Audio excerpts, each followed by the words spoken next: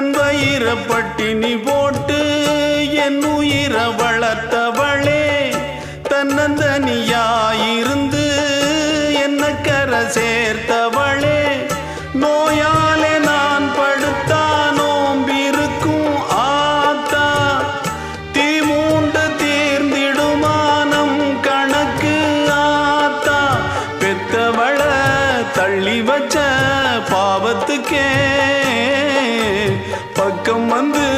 கொள்ளி வைக்க கூடலியே,